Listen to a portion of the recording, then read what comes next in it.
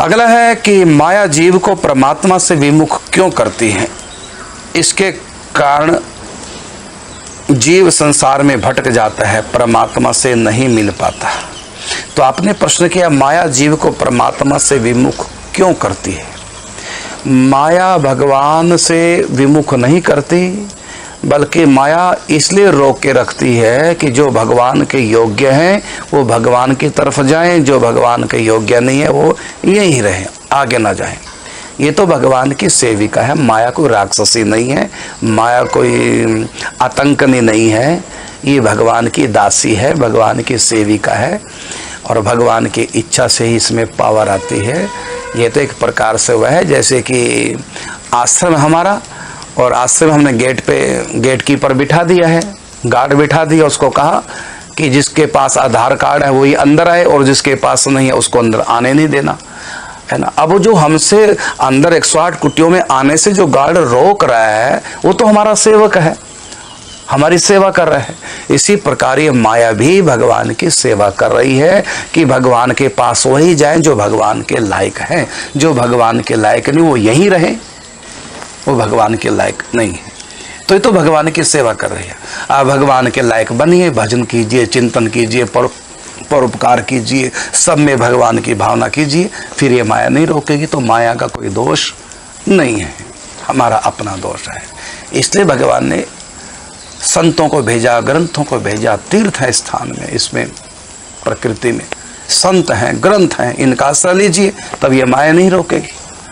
तो आप जो कहना कि ये माया रोकती है, क्यों रोकती है, विमुख क्यों करती है, माया विमुख नहीं करती।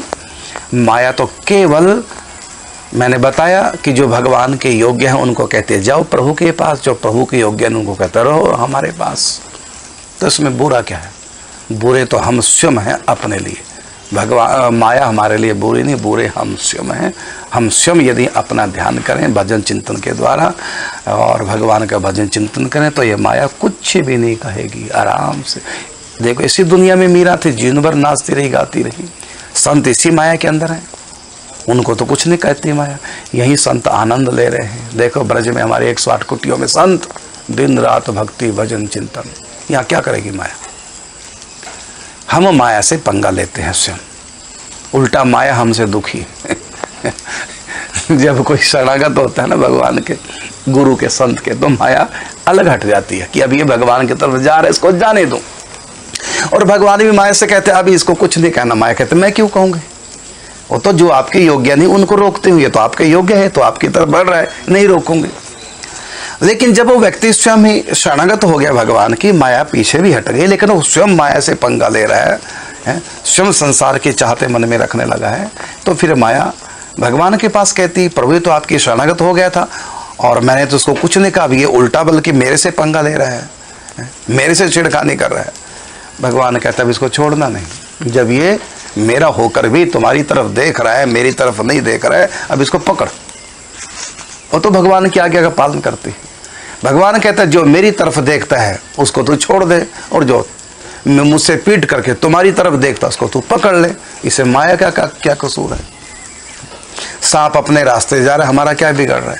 लेकिन जब हम उसको छुएंगे, उसके ऊपर पांव रखेंगे, उसको पकड़ने की कोशिश करेंगे, वो तो डंक मारेगा। सांप क्या क्या दोष है। इसी प्रकार माया का कोई दोष नहीं, दोष हमारा है। हम शरणागत हो जाएं, ग्रंथों का, सत्संग का आश्रय लेकर के भगवान को देखें, भगवान का चिंतन मनन करें ईमानदारी के साथ, ये माया कुछ नहीं कहती। पानी डूबो भी देता है और पानी उस पार भी कर देता है नौका को। रोड पे तो नौका नहीं चलेगी तो पानी में ही, ये पानी ही तो नौका को चलाता, रोड पे थोड़ी नौका चलेगी। तो पानी नौका को उस पार कर देता है, लेकिन यदि सुराख रखेगी नौका अपने भीतर तो पानी उसको डुबो भी देगा। तो नौका अपने भीतर सुराख न रखे, छिद्र न रखे, तो ये पानी का आश्रय लेकर नौका तैर जाती है। और नौका अपने भीतर छिद्र रखेगी तो फिर ये नौका को डुबो भी देगा पानी। जो तैराने वाला है वो डुबोने वाला ही बन जाएगा। इसी प्रकार माया भगवान के पास ले जाने वाली भी है और पकड़ के डुबो देने वाली भी है। बस ये तो आपके ऊपर है।